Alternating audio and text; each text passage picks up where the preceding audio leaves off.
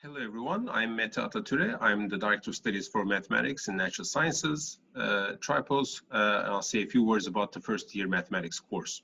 Now, before I say anything, of course, mathematical biology is a different course that will be described, explained in a different video. So today I'll only focus on mathematics, which has A and B sections to it, which we'll discuss in more detail. Now, mathematics, of course, is fundamental, and even if you're going to do physical natural sciences or biological natural sciences, you will always need mathematics at some stage, at some capacity. So that's why we ended up designing these two courses simultaneously.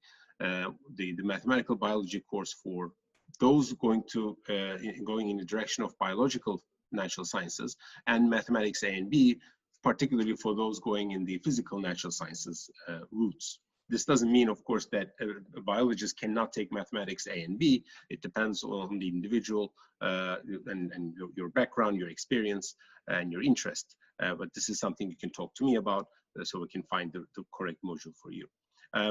So to say a few words about mathematics A and B, of course, A-level mathematics is required. So when you come over here, you will have had that knowledge. And now we take that, again, as with most first-year courses, we take what you have already seen and we add on top in new elements. So, and you get to see how we approach mathematics, just like how we approach in other subjects as well at the university level. So the topics will be as predictable, vectors and scalars, calculus. You will have differential equations, a bit of probability theory, which is going to be a bit more heavily dealt with in the mathematical biology side for those who take that module.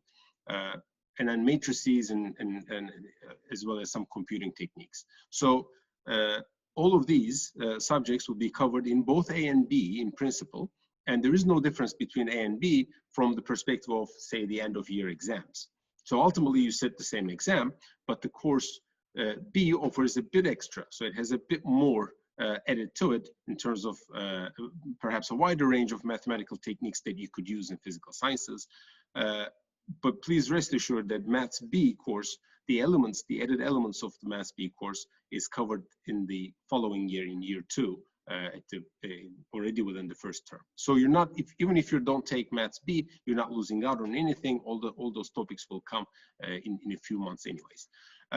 Ideally, Mathematics A course is designed to be sufficient to get you to next level, to go through this year, but also get you to second year as your foundational mathematics course.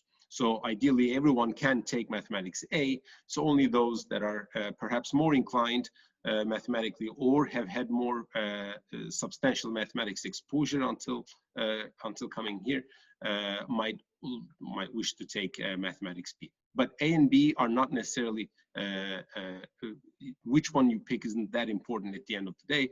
A solid foundation, taking Maths A perhaps is even more beneficial than taking Maths B and suffering with the extra topics that come in given and covered at the same amount of time. So, so generally my advice would be to try Maths A. Unless you're convinced that you could try a bit more advanced. But at the end of the day, please remember that you'll be assessed on the same exam, same settings. And that's all. Thank you very much.